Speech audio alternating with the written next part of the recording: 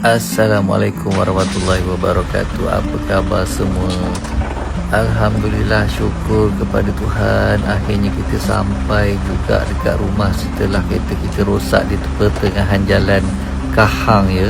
So selepas daripada kejadian rosak coupling kita di Kahang tu, kita tak ada pilihan. Kita bawa balik kereta ni memang tujuannya adalah untuk nak membawa baja yang banyak tu ke kebun. Jadi nak tak nak kita kena bawa juga baja ni menggunakan Land Rover kita dengan tayar depan je lah. Alhamdulillah berjaya jugalah angkat 7-8 beg baja dengan tanpa ada apa-apa masalah untuk dibawa ke kebun. Saya sebenarnya tak kesorangan dalam melaksanakan tugas ni sebab mak saya dah telefon abang ngah saya untuk bersama-sama sekali dengan saya untuk membaja pokok kelapa sawit. Jadi kita buat kerja ni 2 orang lah.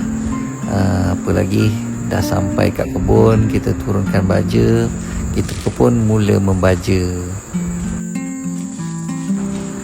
Daripada kami kecil sampailah kami besar dan sampailah sekarang, inilah dia kebun yang telah banyak berjasa kepada kami semua, yang diusahakan oleh arwah abah kami. Alhamdulillah, rasanya bukan setakat kami je lah yang membesar dengan hasil daripada sawit kebun ni. Sebenarnya pekerja-pekerja Indonesia yang datang mengambil upah memotong kelapa sawit di sini juga berjaya mendapatkan hasil daripada kebun ni. Mungkin caranya berbeza, ada yang dapat daripada hasil, ada yang dapat daripada upah. Tetapi semua tu memerlukan usaha, dan usaha tak pernah mengkhianati hasil. Di sinilah kami dibesarkan dan juga kami mendengar setiap kata-kata dan juga nasihat. Sambil-sambil buat kerja, masa itulah abah pun berikan nasihat supaya kami belajar rajin-rajin, bersungguh-sungguh dan jadi orang yang berguna.